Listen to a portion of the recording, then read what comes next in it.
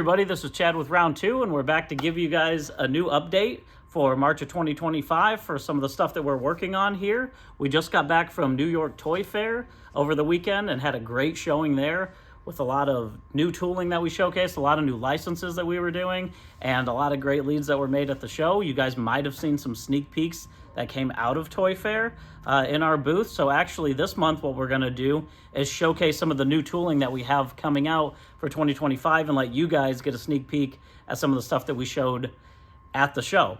The main focus for this video is going to be new tooling for 1/64th, and we've got two tools for Johnny Lightning that are coming out, and we've got two new tools for Autoworld True 1/64th coming out. And as I mentioned, these will probably be later on Q3 or Q4 releases throughout the year.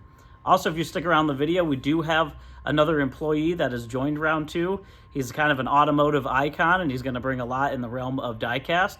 He's been working on some new model kit art for us, so we're going to showcase a sneak peek of some of the art he's worked on. So stick around at the end of the video, and you'll get a chance to meet him. We're going to jump into it and show you guys the new tooling for 1/64th. So jumping into the 1/64th new tooling, what we've got to show you guys are two for Johnny Lightning, two for Autoworld, and what you're going to be looking at are test shots. So this is the point where we've got the tooling done. We have the factory inject the vehicle, paint it in a solid color, so these aren't finalized paint jobs or anything like that. This is to look at the general shapes of the vehicles. There are some improvements that we might make throughout production, but you can get a really good look at what these are. So these are the points where the tooling exists, and we're about ready to inject and put them in. So we're going to start with Johnny Lightning new tooling, and the very first one is one that I'm very excited about. This is the 1991 to 1995 Toyota MR2 Turbo.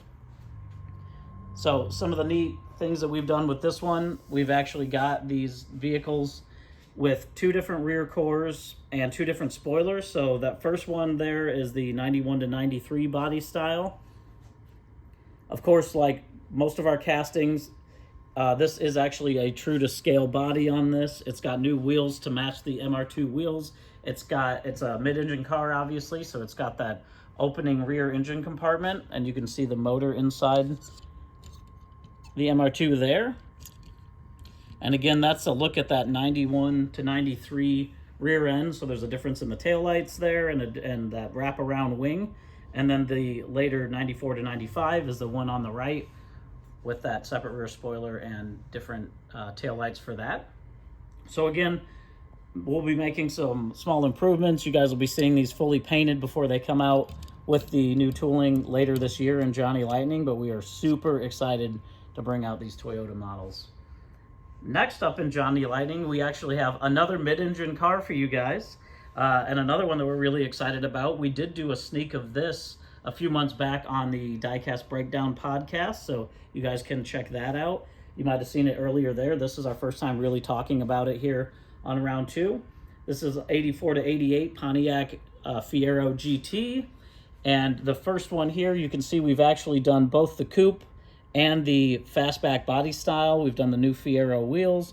You can get a look at the side there to see that classic coupe.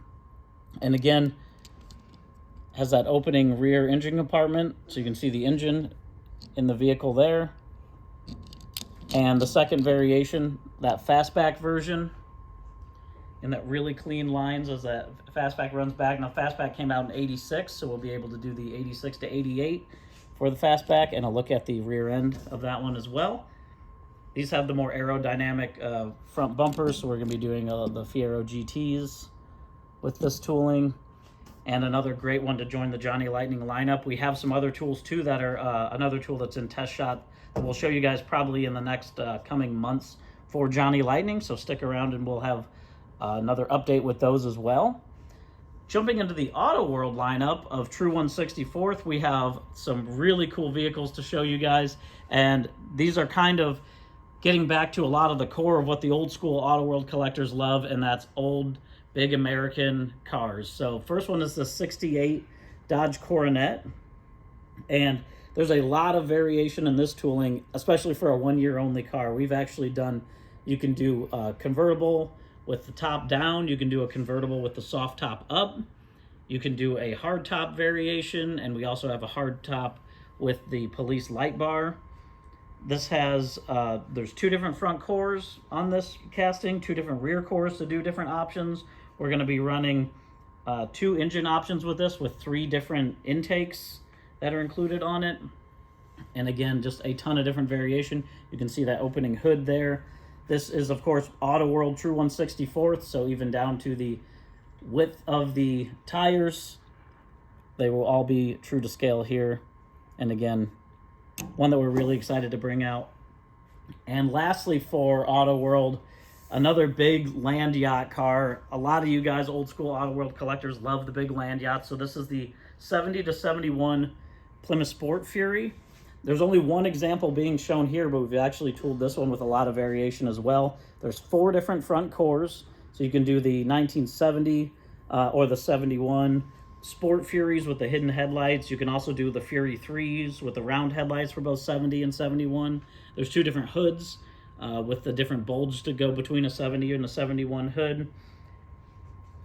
And then, of course, other variations that'll be coming out. And then we've got a look at that engine bay in there.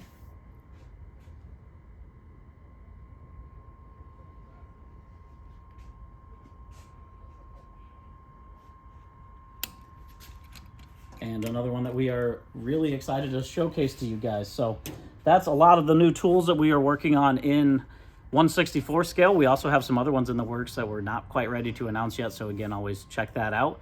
Next, we're going to jump in and we're going to have you guys meet a new employee here at Round 2, so stick around.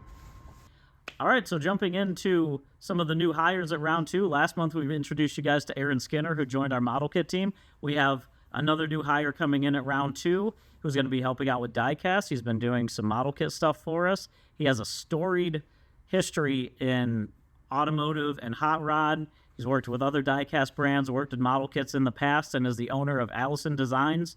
Jeff Allison. Hey. Jeff, thanks for joining us here. We're very excited to introduce you to the rest of the people who are watching through Round 2. I know you just moved here, relocated from California, right? I did. It was not as shocking as people might think. I actually grew up in Eastern Washington, so I'm used to a little bit of snow and stuff, but it was apparently the worst weather you guys have had here in a long time when I moved here. So we unloaded all my cars in snow, and it's been kind of snowy. Yeah, we remember rolling in and seeing your car out of the wonder. We're excited to be here working on this stuff. Working on this. So we've had, actually, you just started here about 2 weeks ago, but I'd mentioned you had a very storied history in car culture. So why don't you mention a little bit like how you got your start and how long you've really been working on cars? Okay, well, yeah. So I've actually been working with these guys for about 9 months now or so, doing box art, stuff like that. I started designing cars professionally when I was about 16. Probably the first one I ever designed that I got paid to do was the Jolly Rancher wheel standing fire truck. Google it; it's pretty cool. Over the years, I've done a lot of show car design, a lot of T-shirt design. About 10 years ago, I moved to California. I worked for Mattel, designing Hot Wheels cars. Did a lot of like the Star Wars cars, stuff like that.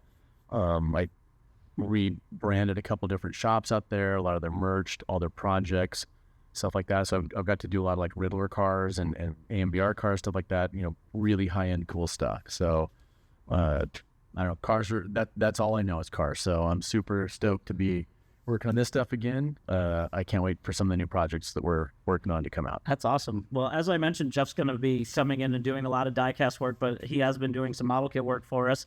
And we have a kit that we're going to show you guys a quick sneak peek that our first kit with the Disney license, our new expanded Disney license, will be the Herbie Polar Lights Love Bug. Now, this one's not hitting in March. It'll probably be an April kit, so we'll get further into the details of the actual kit itself next month in our product spotlight video. But Jeff did the artwork on this, the front of the box and some of the side artwork, so he has a very distinct style, but he's also very adaptable in a lot of car culture art. So what inspired you to kind of work on this art in particular?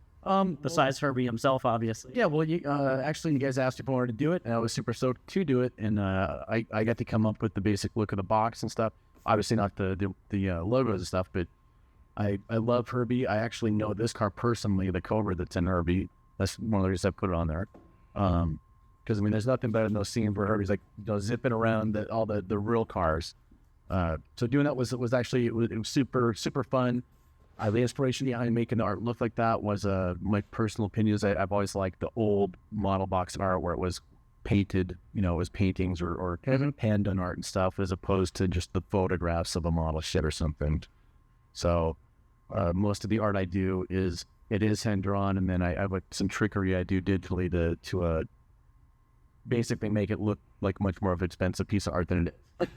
That's production art, right? Yeah, it is. You make it so it's As a freelance artist for a long time, I've had to, you have to know how to create something in the fastest way possible. Right.